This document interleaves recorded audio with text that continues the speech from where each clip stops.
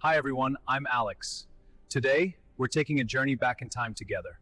Welcome to Egypt in 41 BCE, the era of Cleopatra's reign. First up, How do you begin the story of a woman whose name The year is 41 BCE. Cleopatra, the official pharaoh of Egypt, is hosting Marc Antony in her palace. The Roman commander arrived to prepare for a war against Parthia, but instead, he drowned in the luxury of Alexandria. Every night they throw banquets for the Order of the Inimitable Livers. Gold plates, exotic delicacies, the finest wines in the world. One evening, sated with luxury, Antony lazily remarked that it was impossible to surprise him further. Cleopatra merely smirked. She promised to spend 10 million sesterces on a single dinner. Antony accepted the challenge. The following night, the table was magnificent, but Antony was already prepared to celebrate his victory in the bet.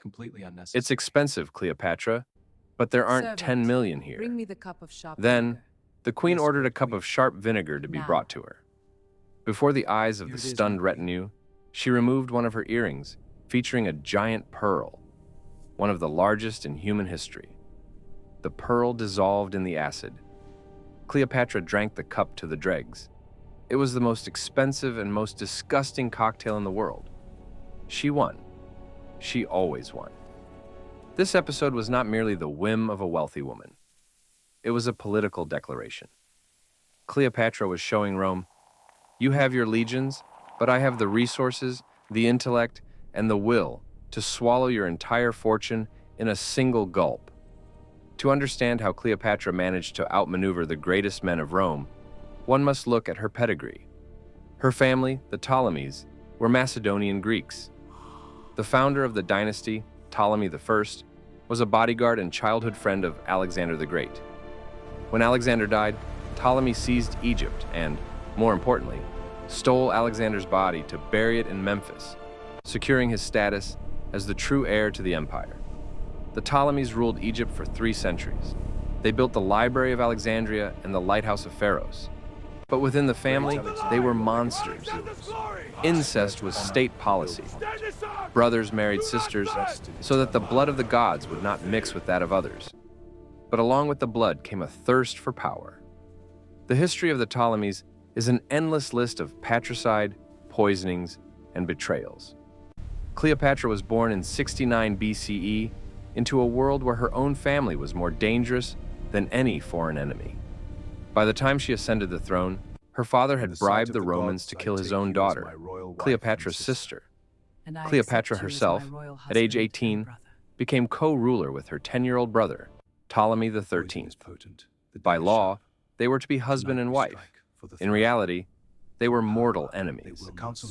Unlike her ancestors, Patience, the Cleopatra fairest was a spies genius. She was the first in her line to learn the Egyptian language. She knew mathematics, astronomy, and rhetoric. She understood that beauty is fleeting, but intellect and magnetism are eternal weapons. The year is 48 BCE. Civil war in Egypt. Young Ptolemy XIII, under the influence of advisors, exiles Cleopatra. She hides in the sands of Syria, gathering an army until Julius Caesar arrives in Alexandria. Caesar came to collect Egyptian debts and in pursuit of Pompey. Ptolemy decided to ingratiate himself with Caesar and send him a gift, Pompey's severed head. It was a fatal mistake. Caesar, though he had fought Pompey, was a Roman. He mourned his enemy and grew to loathe the barbarian Ptolemy. Cleopatra realized this was her chance. But how to enter a city swarming with her brother's soldiers? She took a gamble that became a legend. Her loyal servant Apollodorus packed the queen into a laundry bag, in later retellings a carpet, and carried her past the guards straight into Caesar's chambers.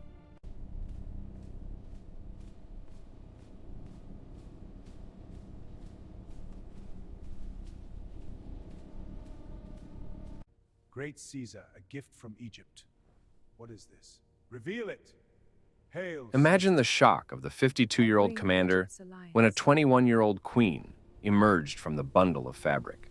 By the gods. She didn't just offer him her What manner body, of queen is this? she offered him Egypt. The one you have summoned, Caesar great Caesar. was conquered. He crushed Ptolemy XIII's forces, who drowned in the Nile under the weight of his golden armor, and restored Cleopatra to the throne. Their union was a perfect calculation. Caesar needed Egypt's money to seize power in Rome. Cleopatra needed Roman swords to hold Egypt. She bore him a son, Caesarion. She accompanied Caesar to Rome, lived in his villa, and incited the fury of Roman matrons. Caesar even placed a golden statue of her in the Temple of Venus. She was at her peak until March 15th, 44 BCE, when the daggers of conspirators ended Caesar's life in the Senate. After Caesar's death, Cleopatra fled back to Alexandria. She needed a protector once again. Rome was split between Caesar's heir, the young Octavian, and his right-hand man, Marc Antony. Cleopatra placed her bet on Antony. He was brave, loved life, women, and wine. Their meeting in Tarsus was choreographed as a divine epiphany. She arrived on a gilded ship with silver oars, dressed as the goddess Aphrodite. Antony was struck dead in his tracks. Their romance lasted 10 years. It wasn't just love. It was an attempt to create a new Eastern Empire. In 34 BCE, the famous donations of Alexandria took place. Antony, in a state of amorous delirium or political calculation, officially declared Cleopatra the Queen of Kings and Caesarion the King of Kings. He distributed Roman provinces to their children. In Rome, this was seen as sacrilege. Octavian used this as a pretext for war.